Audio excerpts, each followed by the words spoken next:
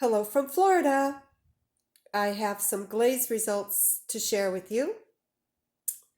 Um, let's talk about Birch. It's made by Mayco.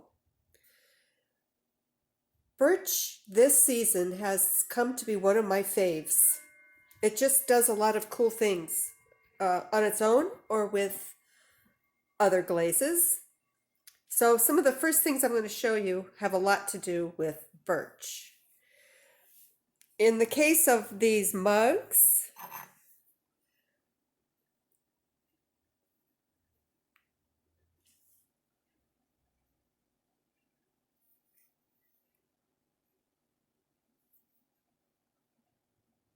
as well as this bowl,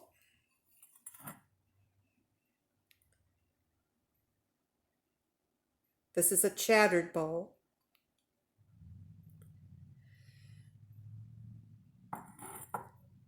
These three pieces are Laguna Miller 40 clay. They were all bisque fired to cone 04 slow, took about 12 hours. And then they were glaze fired to cone 5 slow. That took almost 14 hours.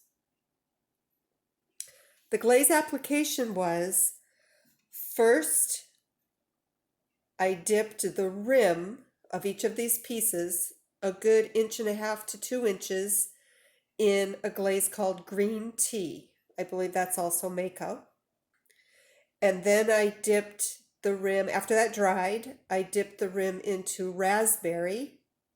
I don't remember if it's Mayco or not. And then when that was dry, I dipped the entire piece, the mug and the bowl, in birch. And this is what happened. And it's just, in my opinion, beautiful. If my camera dies, I'll just make a part 2. Okay. I did a test piece last time I glazed. It was on Miller 40.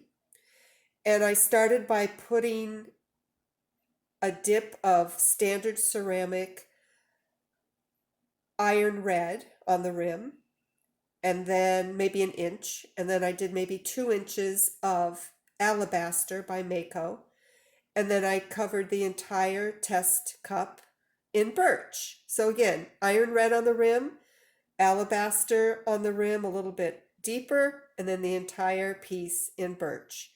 And the tester came out beautiful, as did these 2 mugs. These were done that same way.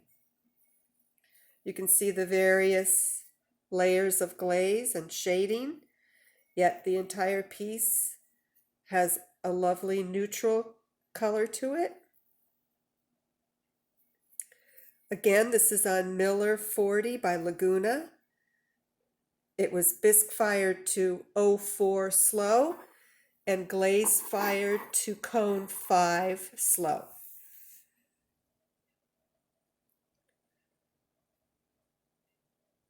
In this case,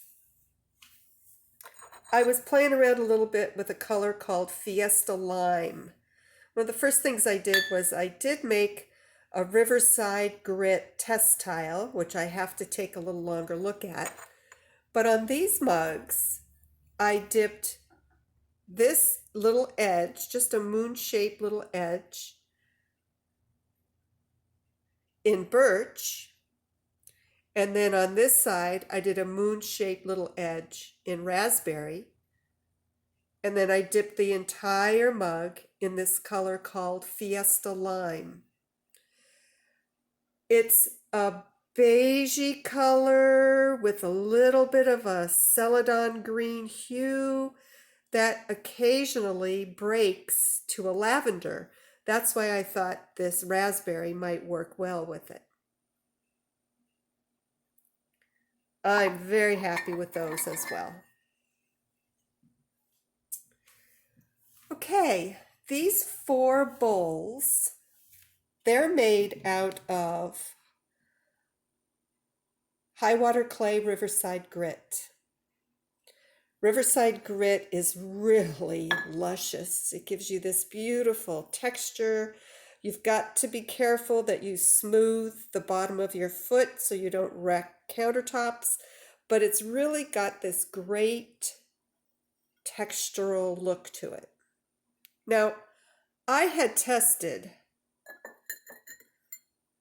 Birch on everything except Riverside grit.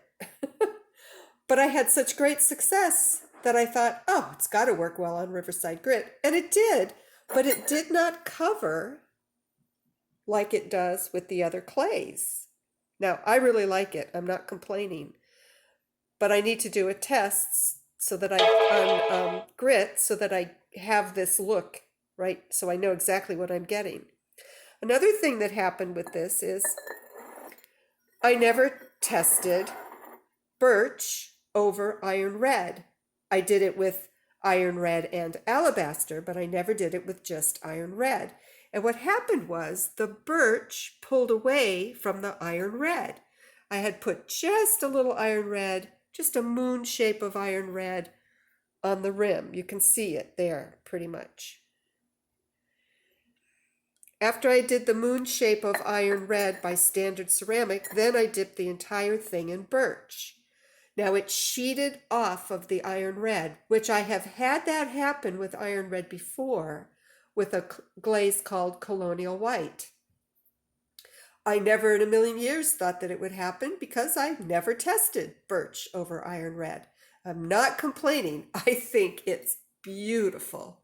The iron red is still there. The piece is completely glazed and food safe. It gave it this beautiful look, the dark iron red, and then the birch that flowed off of it, and then the beautiful birch as it interacts with that rough Riverside grit clay. So I am not unhappy in the least. I think they're beautiful. And I have 4 that match, and they are going in my kitchen. Another piece I'm very happy with is this one. The glaze is, I believe, by Clayscapes, and it's called Redwood. And when you buy it, they warn you that it's very drippy and you should test it and make sure you mix it the way they say to. So you need to do all those things. But when you do, you get this beautiful, beautiful textured red glaze. By textured, I mean the colors vary from red to brown to green. It's sort of like ancient jasper, but I think 100 times better because out in the sun, it also has a glimmer that's just spectacular. Now, this rock has not been attached yet, but this is going to go on the top of this pot with glue because it's one of my grandpa's rocks. My grandpa on my mother's side, he collected rocks and artifacts, and he polished rocks, and he cut geodes. He did all those kinds of cool, neat things. This piece is on Laguna Miller 40. So it's got a very nice, smooth clay. You can see the inside, see the difference in texture and color. Now this particular pot has a teeny weeny bit, in my opinion, little teeny bit of heaviness at the bottom. But that's because I pulled a cylinder, used the squiggly cheese slicer, and then I had to push it out.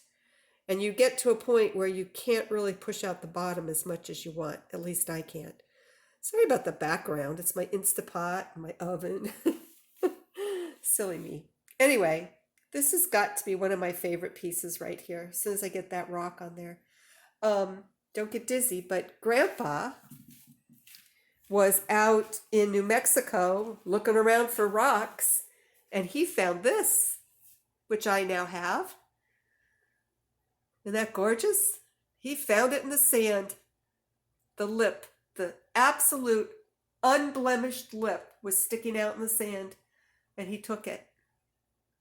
And then my grandma kept it till she died, and my mom kept it till we had to put her in a home. And now I have it here in my kitchen. I look at it every day. It's beautiful. Anyway, it's not worth all that much money, really, but to me, it's got a story and it's beautiful. So here's some more pieces that came out of this firing. Just some trays in some pretty beachy colors. These two are pretty much the same with the starfish and all.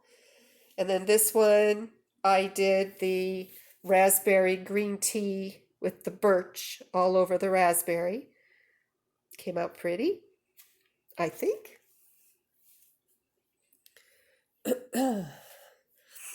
And let's see, some more testers on Riverside Grit.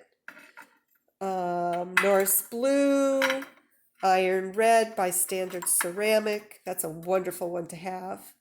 Raspberry on grit. See the difference? One dip, two dips? Big difference. Oatmeal. It sure looks like oatmeal. Green tea. One of my new faves. And I don't remember if I did this time or last time, but that's Alabaster. And then I also did tests on Mayco Storm on Riverside Grit. And this is a Riverside Grit, you know me. I had put some white slip on it. I don't know if you can see. They're fine. I like single colors. This is Chung Red, but I have just discovered this week Chung Red on Riverside Grit is not great. Give me another couple of weeks and I will show you some Chung Red samples that will knock your socks off. It's a great glaze if you get it mixed right and use it right. This isn't ugly, but it really is going to be foamy white breaking to red, just beautiful. And then this is my Mayco Ancient Copper. I've always had good luck with it. I bought it dry and mixed it, and I've never had it not work beautifully. So what I could do is I could go out and measure it on my hydrometer so you'll know exactly what measurement I got and why it works so well. And again, cone 5 on a Skutt, I just use the automatic program for slow. Takes about almost 14 hours to fire. Whatever the firing recipe is that comes with the kiln, that's what I use. Okay, so did I forget anything? I don't think so. These are going right into my cupboard. All of this is. They're mine. All these cups, bowls. I'm not sure. This might end up being a pot swap. If I can part with Grandpa's rock. And these will probably go back in the pottery. They'll be samples for me to remember how the colors work on Riverside Grit.